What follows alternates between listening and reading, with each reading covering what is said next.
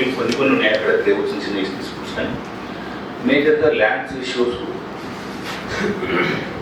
తర్వాత వాళ్ళకి అర్థం కాక రకరకాల ఫామ్ పడుతున్నారు. అంటే చట్టం పరిధిలోకి రాని అంశాల మీద కూడా అడుగుతూ కొంత ఇబ్బంది పెడుతున్నట్టు.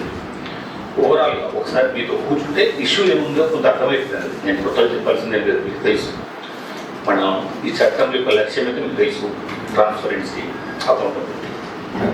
ఎక్కడైతే ఆరోగ్యవంతమైన సమాజం నిర్మాణం కావాలనుకున్నప్పుడు మనం ఎంత పారదర్శకంగా ఉన్నాము అనేది ఇండికేషన్, అది ఇండికేషన్. మనం తప్పు చేయనప్పుడు ప్రజల సొమ్ము లేదా ప్రజలకు సొమ్ము చేస్తున్న పని ఎంత వీళ్ళంత ఎక్కువగా ప్రజలకు అందుబాటులో ఉంటే సమస్యలు లేకపోతే మీకు తెలుసు. మీకు అందరికీ 4(1)B అనేది వాలంటరీ డిస్క్లోజర్ ఇన్ఫర్మేషన్. మీ పబ్లిక్ అథారిటీ ఎందుకు ఏర్పాటైంది, దాంట్లో ఎంతమంది పనిచేస్తున్నారు, దాంట్లో అమలవుతున్న అభివృద్ధి పథకాలు ఏంటి, సంక్షేమ పథకాలు ఏంటి, వాటిలో లబ్ధిదారులు ఏంటి, ఇవన్నిటి మీద కొంత ఓపెన్గా మేము ముందు పెట్టుకుంటే మీకు సమస్యలు మేజర్గా తగ్గుతాయి. ఎట్ ద సేమ్ టైం చిన్న చిన్న ఇష్యూస్ ఏమన్నా వస్తే కూడా చట్టాన్ని అమలు చేస్తున్నామనే నమ్మకం కనుక ప్రజల్లో కలిగితే సమస్యలు తగ్గుతాయి.